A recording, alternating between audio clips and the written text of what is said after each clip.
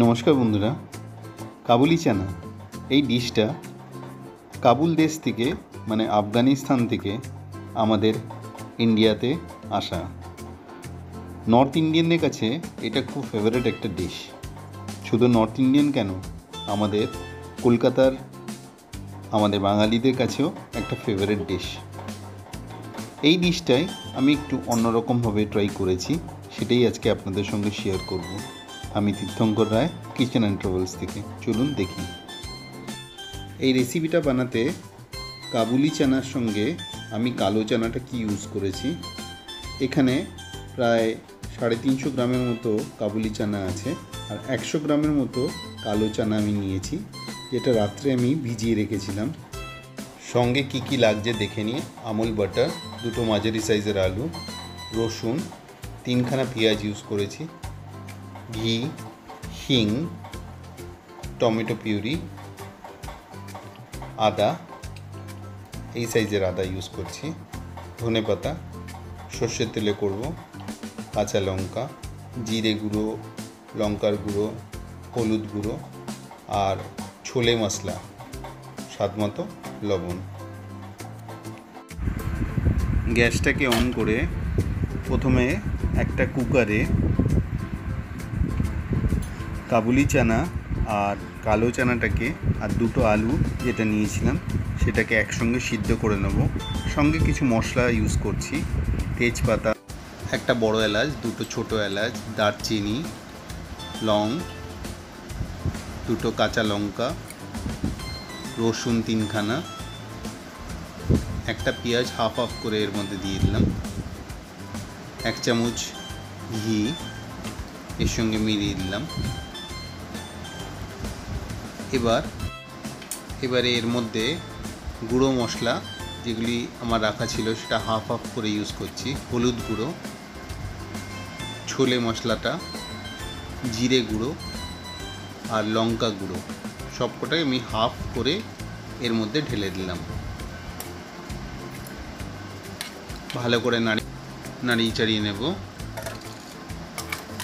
ঢাকনাটাকে ভালো করে বন্ধ করে অন্তত 3টে সিটি দিয়ে নেব।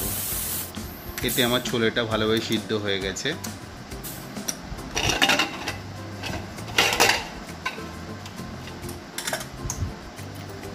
পারফেক্টলি যে সিদ্ধটা আমার দরকার ছিল সেটা আমি করে নিলাম। 2টো আলু যেটা আমি এর সঙ্গে সিদ্ধ করতে দিয়েছিলাম সেটাকে আমি নিয়ে নিচ্ছি,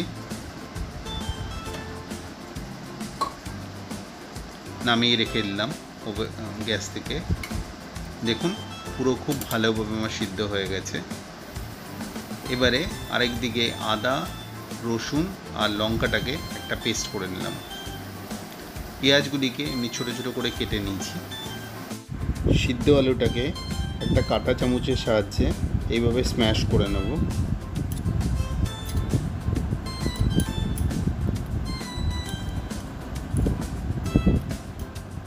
দেখুন ঠিক এইভাবে আমি স্ম্যাশ করে।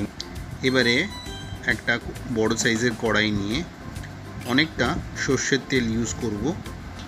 সর্ষের তেলেই পুরো রেসিপিটা আমি করছি। তেলটা আমার গরম হয়ে গেছে। এবার ফোড়নে শুকনো লঙ্কা, তেজপাতা, জিরে, গোটা জিরে, এলাচ, বড় এলাচ, ছোটো এলাচ, দারচিনি সবই আমি একে একে তেলের মধ্যে দিয়ে দিলাম।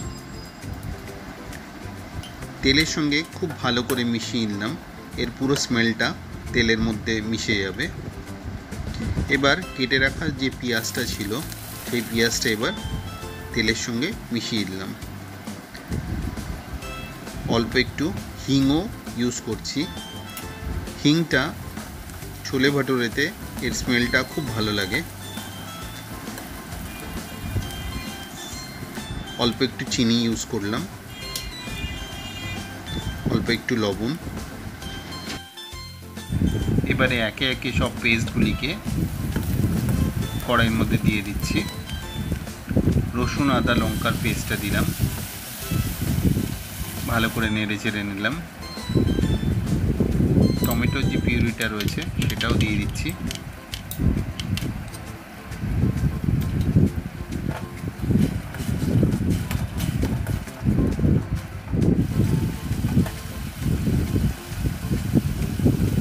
মশলাগুলি যেগুলি আমি হাফ হাফ করে রেখে দিয়েছিলাম সেগুলি এবার দিয়ে দিলাম।